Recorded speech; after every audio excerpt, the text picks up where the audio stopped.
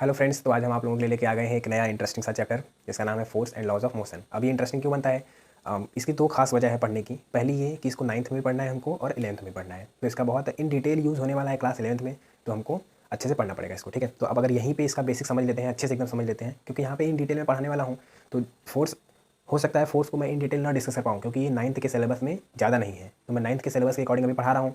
तो class 11th में जो लॉज ऑफ मोशन है उसको मैं एकदम डिटेल में डिस्कस करूँगा यहीं पे, क्योंकि मैं कंपटीशन लेवल लेके चल रहा हूँ। ऐसा नहीं है कि बस आप इस वीडियो को देख के बोर्ड ही कर पाएँ, आप अच्छे अच्छे न्यूमेरिकल्स प्रैक्टिस कर सकते हैं।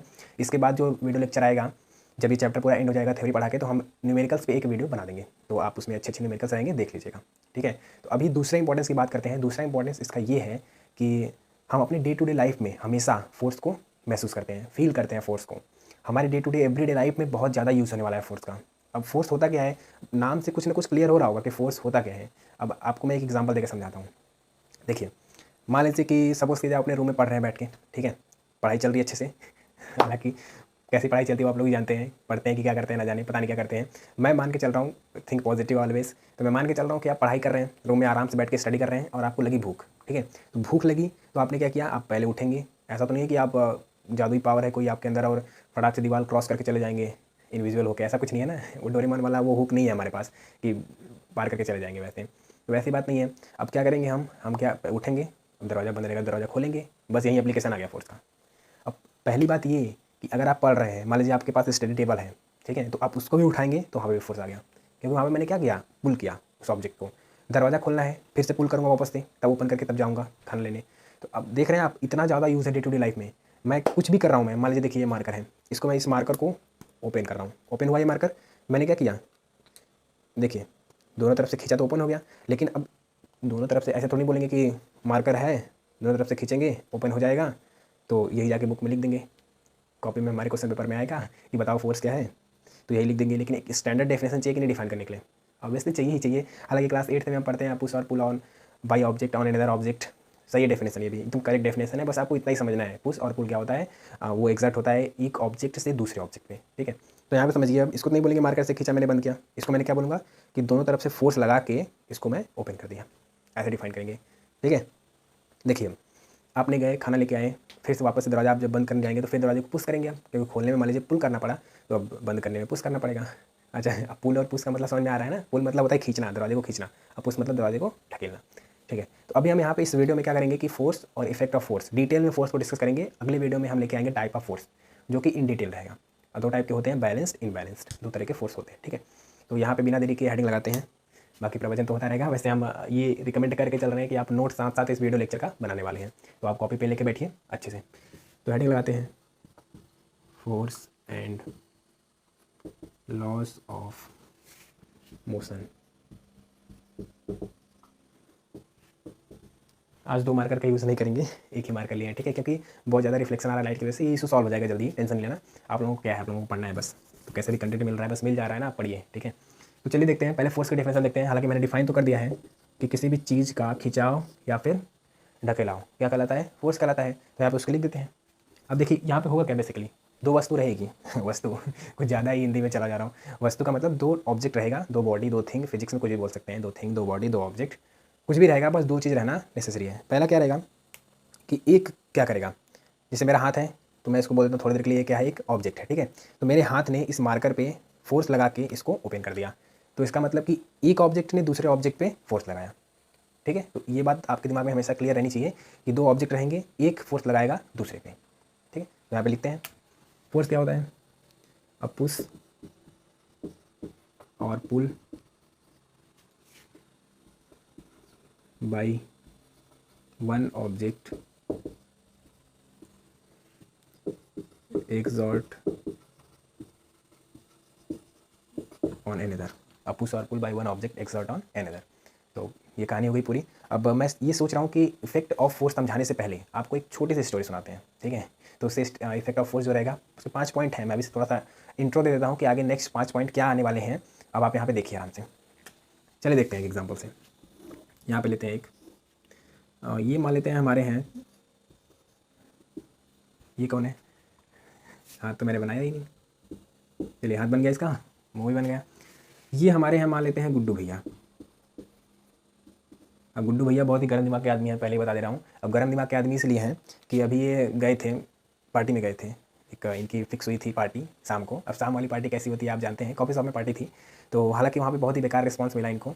अब वहाँ से ये वापस घर को आ रहे हैं, अब कोई ऑटो रिक्शा कुछ नहीं मिल रहा है। आप बोलेंगे कि बाइक से नहीं गए थे, इतनी इंपॉर्टेंट मीटिंग थी। तो मान लीजिए बाइक पंचर हो गई थी, ख़राब हो गई थी बाइक, किसी भी इशू की वजह से ये पैदल आ रहे हैं बस।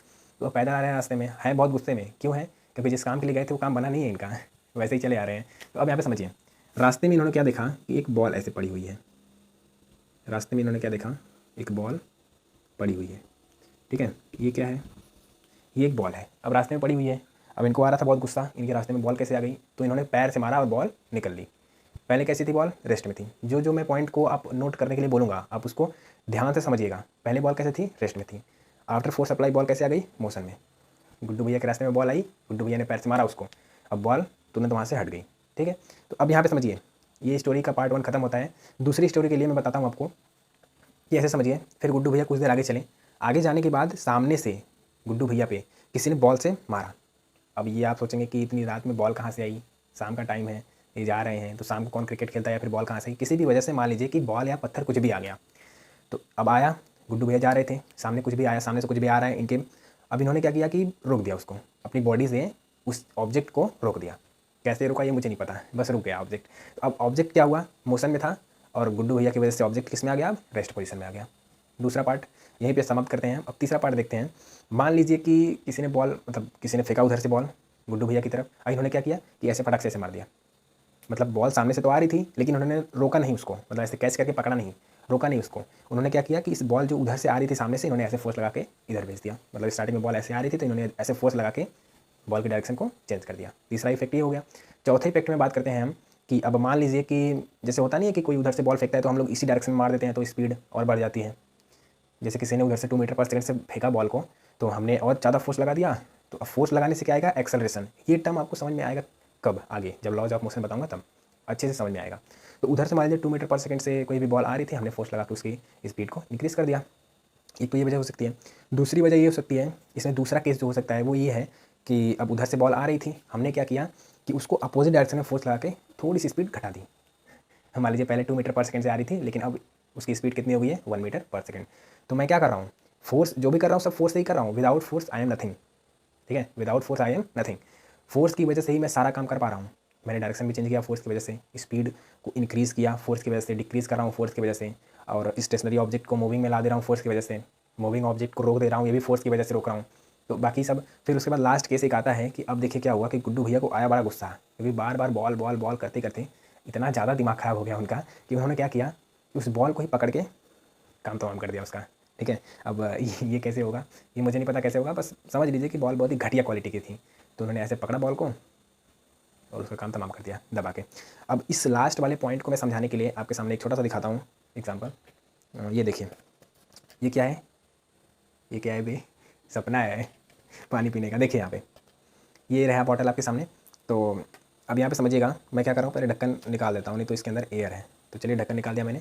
अब देखिए, अभी ये मस्त सिलेंड्रिकल टाइप का है, ठीक ठाक है, कुछ सिलेंड्रिकल लग रहा है ना। अब देखिए मैंने क्या किया कि इस पर फोर्स लगा रहा हूँ।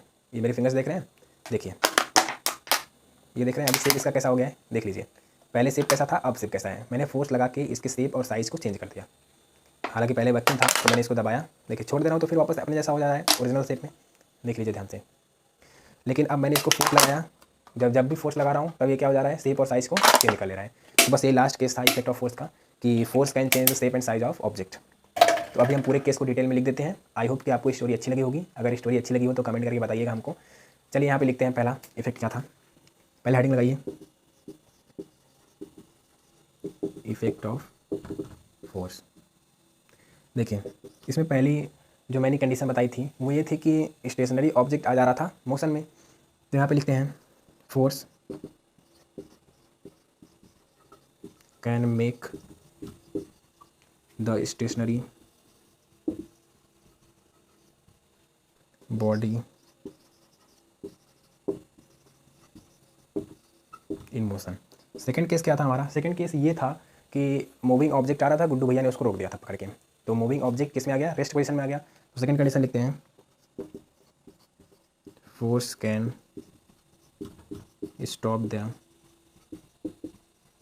मूविंग देखिए यहाँ पे मैं बॉडी लिख रहा हूँ, तो वही बॉडी है, ऑब्जेक्ट ही बोलते हैं, फिजिक्स में बॉडी भी बोल सकते हैं। थर्ड केस में मैं आता हूँ, अब गुड्डू भैया ने क्या किया था, बॉल की डायरेक्शन को चेंज कर दिया था। तो force can change the direction of body, force can change the direction of body. Fourth case क्या था कि इन्होंने उसकी स्पीड को इंक्रीज़ किया था या तो डिक्रीज़ किया था, तो इसका मतलब कि force can change the speed of moving object. यहाँ पे लिखते हैं फोर्थ केस में, अभी जो स्पीड में चेंजिंग आ रही है वो इंक्रीजिंग भी हो सकती है और डिक्रीजिंग भी हो सकती है, डिपेंडिंग ऑन द सिचुएशन ये हो सकता है। तो force can change the speed of object, force can change the speed of object. Last case क्या था, हमने आपको बॉटल से भी करके दिखाया, उसको अप्लाई करके दिखाया प्रैक्टिकल में कि फोर्स अप्लाई करने से ऑब्जेक्ट का शेप एंड साइज जो है चेंज हो जाता है। तो यहाँ पे लिखते हैं फिफ्थ केस में, force can change the shape and size of object. ठीक है, तो ये हो गया पूरा। अभी हम इसी पे इस लेक्चर को एंड करते हैं। अभी देखते हैं वीडियो कितना हुआ है, पर पता नहीं कितने मिनट का बना है, मुझे नहीं पता। अब यहाँ पे हम लेक्चर को एंड करते हैं, इसके बाद हम लेके आएंगे आपके लिए टाइप ऑफ फोर्स। तो मैं अभी स्क्रीन से हट जा रहा हूँ, आप इसको नोट कर लीजिए अच्छे से। ठीक है, नोट कर लीजिए इसको अच्छे से फटाक से, बस इतना ही नोट करना है आपको, नोट कर लीजिए फटाक से, जल्दी से पॉज करके नोट कर लीजिए।